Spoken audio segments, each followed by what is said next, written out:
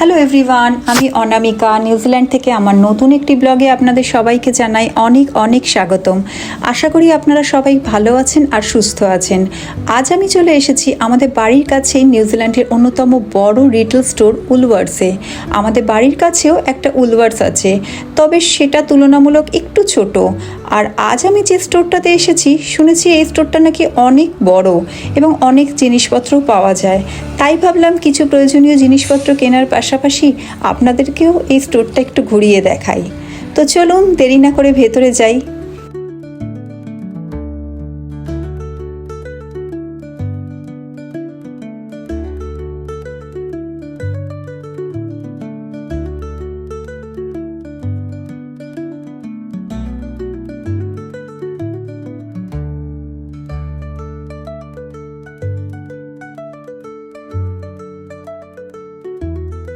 ভেতরে ঢুকে প্রথমেই চোখে পড়ল ফ্রুট সেকশন।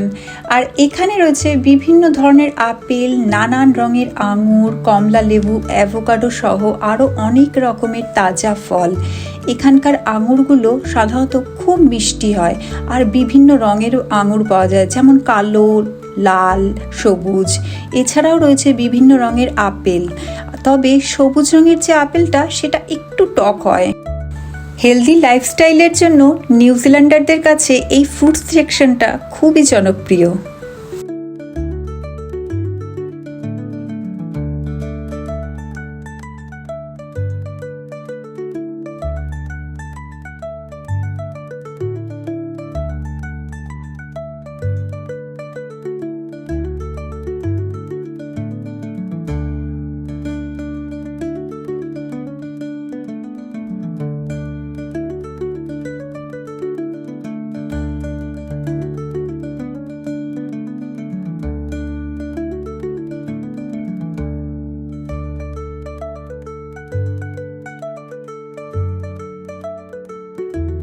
ফ্রুট সেকশনের সামনেই রয়েছে বেকারি সেকশন।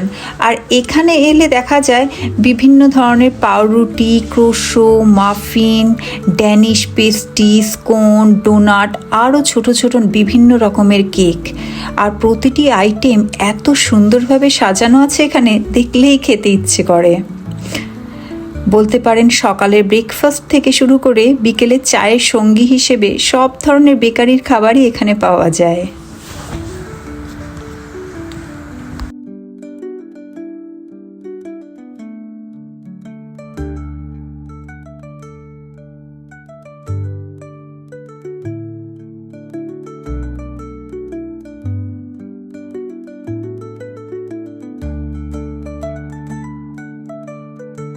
চলে আসলাম ডেয়ারি সেকশনে, আর যেখানে রয়েছে বিভিন্ন ধরনের মিল্ক, যেমন ফুল ক্রিম, ট্রিম, স্কিম মিল্কের পাশাপাশি রয়েছে বাচ্চাদের জন্য ফর্মুলা মিল্কও। আর পাশেই রয়েছে বিভিন্ন ধরনের দই, বাটার, চিজ এবং অন্যান্য দুগ্ধজাত প্রোডাক্ট। এখানে স্ট্রবেরি, ভ্যানিলা, ব্লুবেরি সহ বিভিন্ন ফ্লেভারের দই পাওয়া যায়, যা বাচ্চা থেকে বড় প্রায় সকলেরই খুব পছন্দের। আর নিউজিল্যান্ডাররা চিজ খুবই পছন্দ করে, বলতে পারেন চিজ নিউজিল্যান্ডারদের একটা ফেভারিট খাবার। তাই এখানে চেডার, মোজারেলা, অ্যাডাম সহ বিভিন্ন ধরনের চিজ পাওয়া যায়। এরপর চলে এসেছি মিট সেকশনে, যেখানে রয়েছে বিভিন্ন ধরনের সেল প্যাক করা মাংস।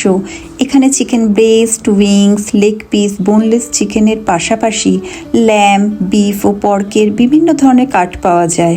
আসলে নিউজিল্যান্ড হলো একটি মাল্টিকালচার কান্ট্রি, তাই বিভিন্ন দেশের মানুষের খাদ্যাভ্যাসের কথা মাথায় রেখে একই ছাদের নিচে বিভিন্ন ধরনের মাংস এখানে রাখা আছে।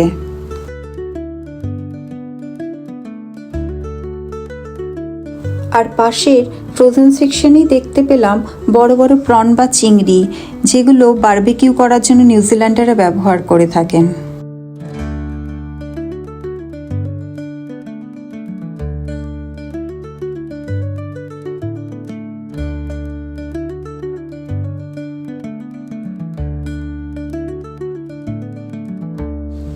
মিড সেকশন থেকে বেরিয়ে চলে এলাম ওয়াইন সেকশনে। এখানে রয়েছে নানা রকমের আকর্ষণীয় ডিজাইনের বটল আর বিভিন্ন টেস্টের ওয়াইনের বিশাল ভ্যারাইটি। রেড, হোয়াইট, রোজ সহ নানা ধরনের ওয়াইন এখানে সুন্দরভাবে সাজিয়ে রাখা আছে। নিউজিল্যান্ডে ওয়াইন শুধু একটি ড্রিঙ্কই নয়, বরং সোশ্যাল কালচারেরও একটা গুরুত্বপূর্ণ অংশ। বাড়িতে ধরুন কোনো গেস্ট আসলো অথবা কোনো পার্টিতে ওয়াইন বেশ জনপ্রিয়ভাবে এখানে পরিবেশন করা হয়। আর একটা কথা, এখানে 18 বছরের ঊর্ধ্বে হয়ে গেলেই আইনতভাবে এখানে ওয়াইন কিনতে পারবেন। আর নিউজিল্যান্ডের বিভিন্ন অঞ্চলের ওয়াইন তাদের টেস্টের জন্য পুরো ওয়ার্ল্ড ফেমাস। আজ আমি এখান থেকে এক প্যাকেট প্রন আর একটা ড্রেনার নিয়ে চলে এসেছি বিলিং কাউন্টারে। এখানে সেলফ চেক আউট বা সেলফ বিলিং সিস্টেমটাই বেশি ব্যবহার করা হয়, মানে নিজের বিলিং নিজেই করা যায়, নিজেই স্ক্যান করে নিজে পেমেন্ট করা যায়। আবার চাইলে ক্যাশ কাউন্টারে গিয়ে ক্যাশিয়ারের কাছেও বিলিং করা যায়।